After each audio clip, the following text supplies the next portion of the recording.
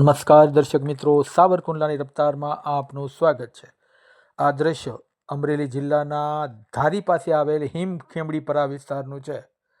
આજે નગરપાલિકાના પાપે ભૂગર્ભ ગટરના પાણી આ વિસ્તારના લોકોના ઘરમાં ઘૂસી ગયા હતા અને નગરપાલિકાની કામગીરી સામે લોકોમાં ભયંકર રોષ જોવા મળી રહ્યો છે। ધારી નગરપાલિકા જ્યારથી અસ્તિત્વમાં આવી ત્યારથી લઈને આજ દિન સુધી વિવાદોમાં જ રહી છે અને લોકોની મૂળભૂત સુવિધા આપવામાં નગરપાલિકા સદંતર નિષ્ફળ ગઈ છે તેવો આક્રોશ અને આક્ષેપ પણ સ્થાનિક લોકો કરી રહ્યા છે।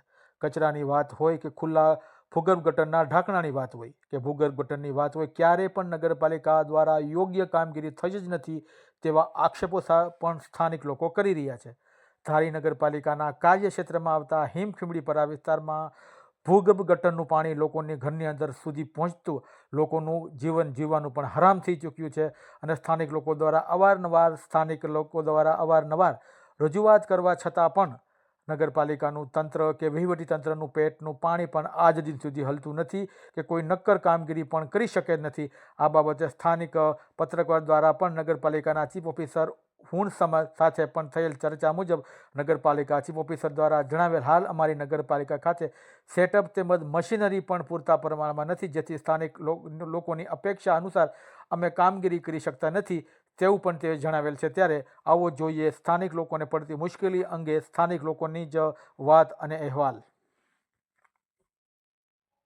મારું નામ ઈલાબેન છે। અમારા ઘરમાં પાણી બધાયનું અંદર આવે છે। અટાણે અમારા છોકરીમાં એમનું પાણી ભર્યું છે અને અમે નાહી શકતા નથી। ટાણે પાણી જાય પછી અમે બધા નાવી, અત્યારે ભર્યું છે અંદર ફળિયામ ચોકડીમાં અને અમે બંધ કરી દીધું। અમારે એક આ બંધ કરાવી દો એટલે તમારો ઉપકાર છે, બસ અમારે એટલું જોઈએ છે। મારું નામ દિનેશભાઈ, હિમખેમડીપરામાં હું રહું છું।